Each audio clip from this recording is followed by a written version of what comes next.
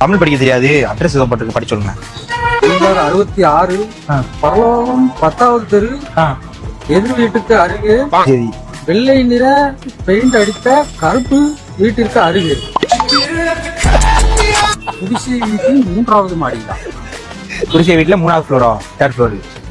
குடிசை வீடுன்னு சொல்லுவீங்க, அதுல எப்படிப்பா 3வது ஃப்ளோர் வரும்? என்னங்க எனக்கு ஒண்ணுமே புரியலையா?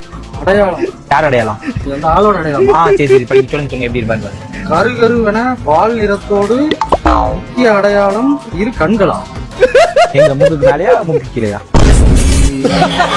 உடையில் மச்சம் வழுக்கத்தலையும் அடர்த்தியான முடியை கொண்டிருப்பார். மேல் குறித்து திருப்பி பார்க்கவும். இது பாருங்க பாருங்க, என்ன பண்றது? கீழ்கண்ட முகவரி திரும்பவும் முன்பக்கத்தை படிக்கவும். முன்னாடி படிங்க. முன்னாடி அதான் திரும்ப எழுதிருக்கு. போன் நம்பர் கேட்டிருக்கு. போன் நம்பர் சரியாக தெரியவில்லை. நல்லா பார்த்து சொல்லுங்க. சரியா தெரியலப்பா, கொஞ்சம் நல்லா பார்த்து சொல்லுங்க. எந்த நம்பர் போட்டு மட்டும் சொல்லுங்க, நான் அப்படியே அடிச்சிடறேன். இப்ப சரியாக தெரியவில்லைன்னு தான் எழுதிருக்கு. பின்கோடு போட்டிருக்கு, போன் நம்பரில் கடைசி 6 நம்பர் போட்டிருக்கு. பின்கோடு போன் நம்பர்ல கடைசி 6. அது என்னது சொல்லுங்க. அதான்ப்பா போன் நம்பரே போடலையே.